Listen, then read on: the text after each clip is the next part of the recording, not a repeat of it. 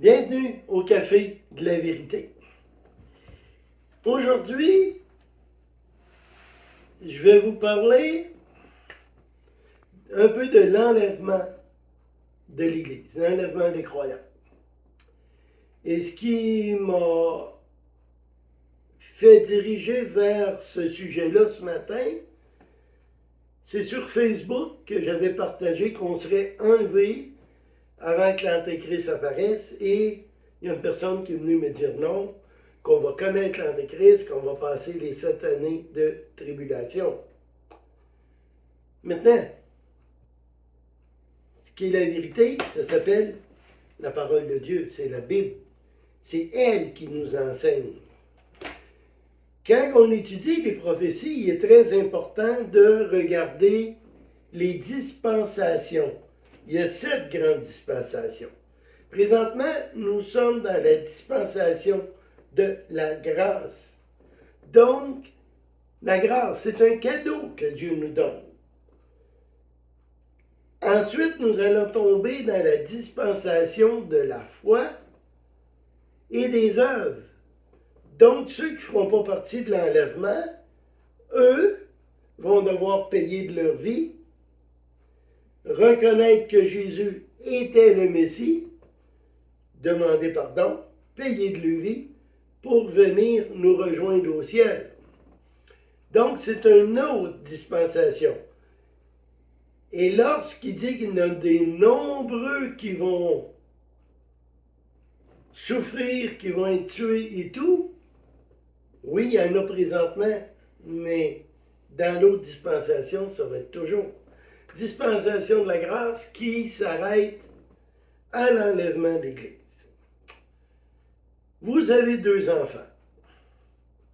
Et puis vous allez au dépanneur avec les 2 enfants. Puis il y en a un qui vole un petit paquet de gomme. Quand vous arrivez chez vous, vous apercevez qu'il a pris un paquet de gomme au dépanneur. Est-ce que vous allez punir les 2 enfants? Non, vous allez punir le coupable, celui qui a fait le vol, pas les 2. Il y en est de même pour Dieu. Nous, ceux qui croient en Jésus, ceux qui ont donné leur cœur en Jésus, qui l'ont reconnu comme le seul chemin, le seul sauveur, nous sommes pardonnés déjà de nos péchés. Fait qu'on ne passera pas à les grandes tribulations.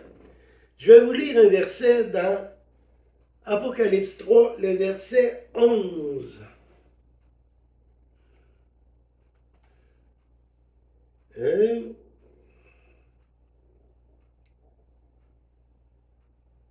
Non, excusez, pas le 11, mais le 10. Parce que tu as gardé la parole de la persévérance en moi, je te garderai moi aussi de l'heure de l'épreuve qui s'en vient. Donc, et là, Jésus nous dit, je viens bientôt. Tiens ferme. Le mot épreuve ici nous vient du mot grec.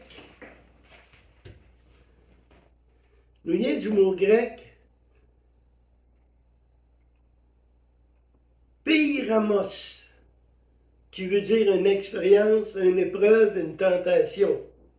Dans le sens ici, c'est vraiment le mot épreuve. Donc, Dieu va nous préserver les épreuves qui vont commencer après l'enlèvement. Une autre chose, on ne verra pas l'Antéchrist parce qu'une des raisons, c'est qu'il ne peut pas prendre sa place tant et aussi longtemps que celui qui le retient n'est pas parti. Et celui qui le retient, c'est l'Esprit Saint. L'Esprit Saint est en nous.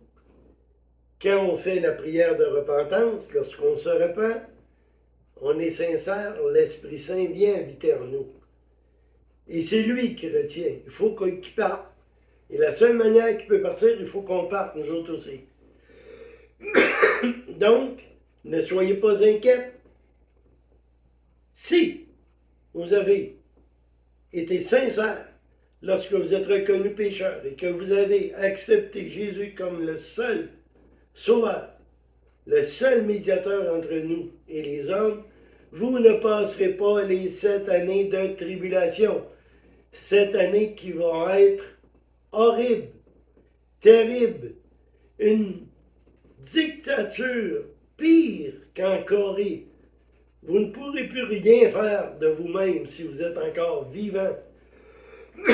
Parce qu'oubliez pas, tout de suite après l'enlèvement de l'Église, les tribulations commencent. Une grande famine, les guerres, etc.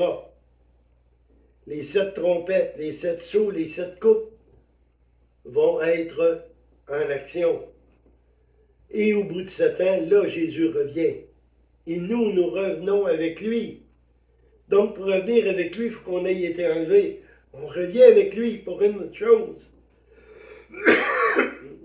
Pour amener, délivrer la terre, délivrer le monde de Satan, de l'Antéchrist, et un règne de 1000 ans.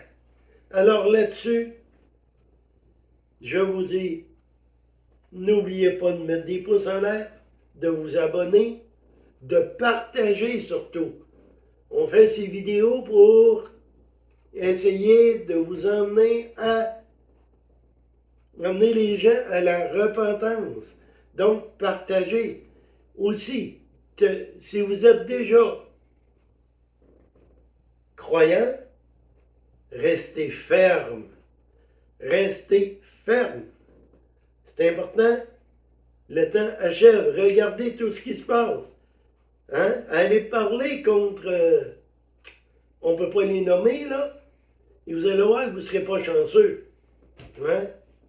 On voit très bien que le gouvernement mondial est en train de s'installer.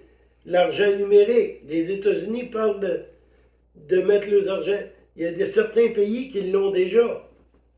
Tous les pays parlent d'y aller sur l'argent numérique pour mieux vous contrôler. Alors, faites une prière dans le style qu'on vous a toujours dit. Père, je te remercie parce que tu as donné Jésus. Tu l'as envoyé mourir à la croix parce que moi, je suis pécheur et grâce à lui, je suis pardonné. Merci, Père. Amen. Et là-dessus,